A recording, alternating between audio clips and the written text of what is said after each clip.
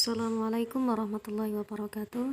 Saya Siti Nurjana dari kelas PBAD akan mempresentasikan proposal yang berjudul Pengaruh Pembiasaan Menulis Arab Bacon dalam Penguasaan Keterampilan Menulis atau Maharatul Kitabah di Pondok Pesantren Darussalam Bangunsari Ponorogo, di mana latar belakangnya yaitu studi bahasa Arab Islam di Indonesia hampir merupakan dua hal yang tidak dapat dipisahkan. Namun bahasa Arab tetaplah bahasa asing bagi Indonesia, jadi kita belajar dan mengajar bahasa Arab terdapat kesulitan dan permasalahan yang diarahkan dan pengembangan potensi peserta didik dalam memahami konteks yang ada dalam kehidupan sehari-hari. Maharah kitabah utamanya merupakan suatu keterampilan yang sangat sulit dalam bahasa Arab, namun kesulitan tersebut bukan berarti tidak bisa diatasi.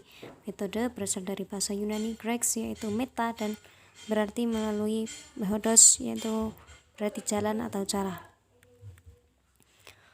Maharah kitabah atau menulis merupakan kegiatan yang kegiatan untuk mendapatkan makna dari yang tertulis dalam teks. Dalam pembelajaran bahasa Arab, salah satunya metode yang dapat digunakan adalah metode imla.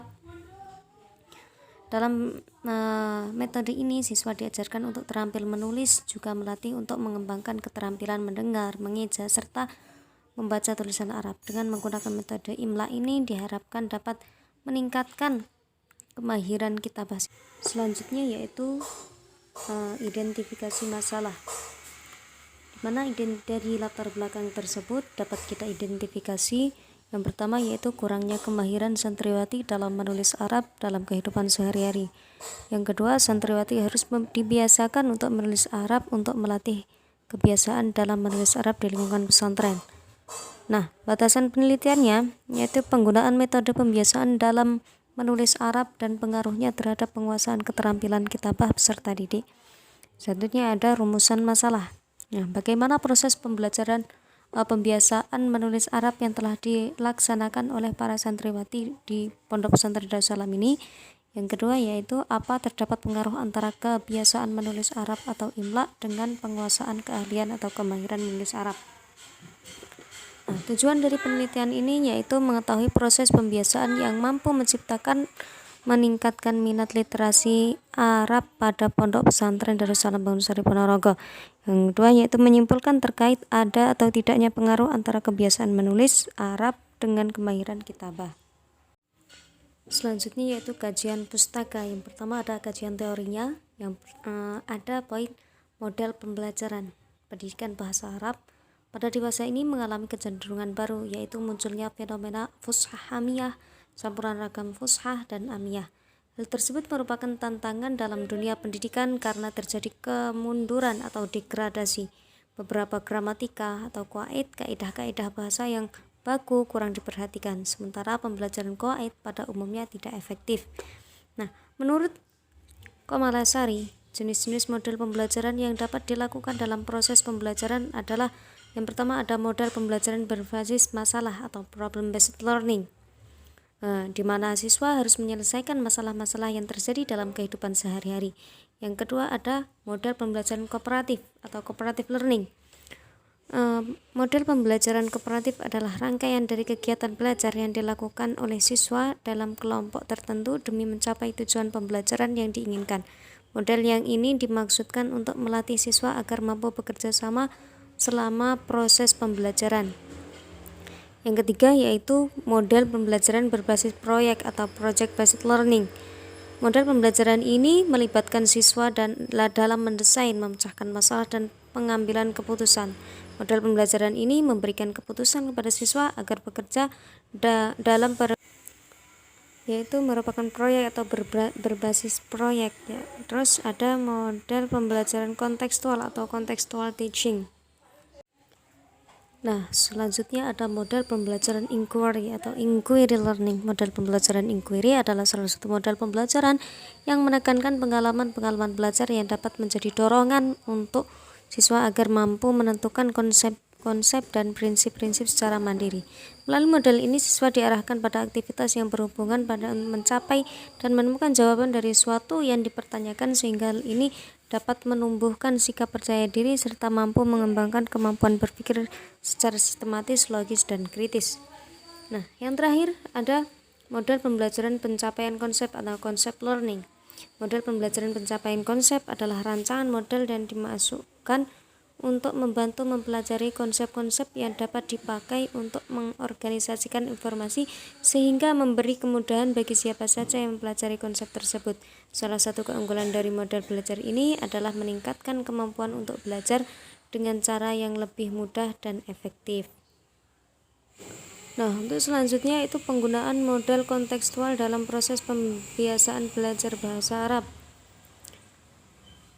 Karakteristik dalam model pembelajaran kontekstual yaitu membuat keterkaitan pekerjaan yang berarti atau mampu diatur secara individu, melatih untuk bekerja sama, berpikir kritis dan kreatif, serta membantu individu untuk tumbuh dan berkembang. Setelah memahami terkait pengertian dan karakteristik model kontekstual, berikut adalah kebiasaan yang kekurangan yang mungkin akan dihadapkan dalam melalui penerapan model konseptual ini.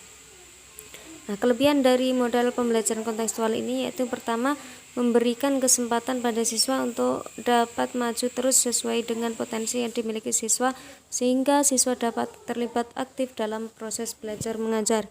Kedua, siswa dapat berpikir kritis dan kreatif dalam pengumpulan data, memahami suatu isu dan memecahkan masalah, dan guru dapat lebih kreatif menyadarkan siswa tentang apa yang mereka pelajari. Yang keempat yaitu ada pemilihan informasi berdasarkan kebutuhan siswa, tidak ditentukan oleh guru.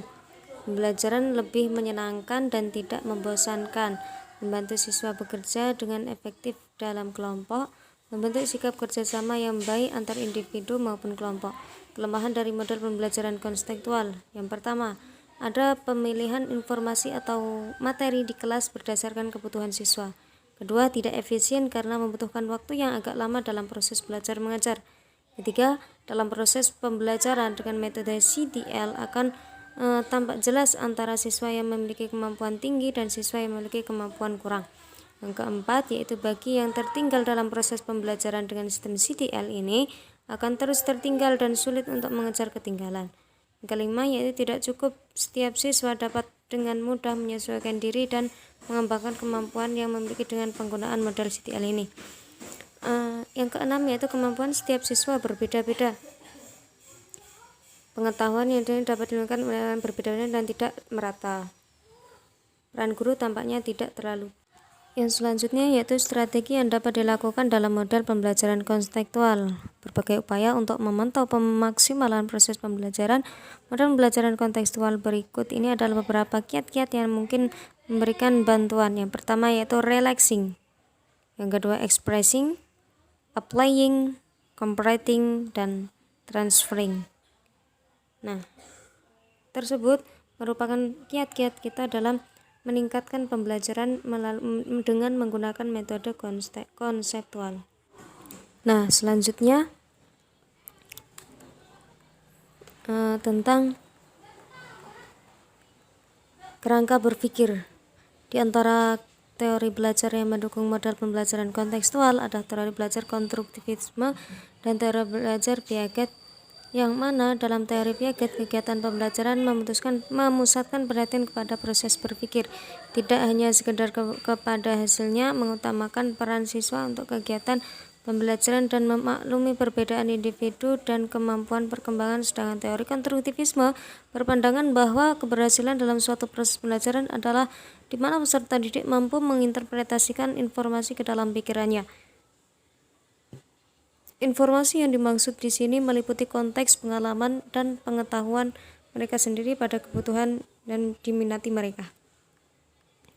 Selanjutnya yaitu ada hipotesis. Berdasarkan kajian teori dan kerangka berpikir di atas, maka hipotesis penelitian ini adalah terdapat pengaruh yang signifikan dari pembiasaan menulis Arab dengan penguasaan maharah kitabah di pesantren Putri Darussalam. Nah, metode penelitian ini kita menggunakan pendekatan dan jenis penelitian.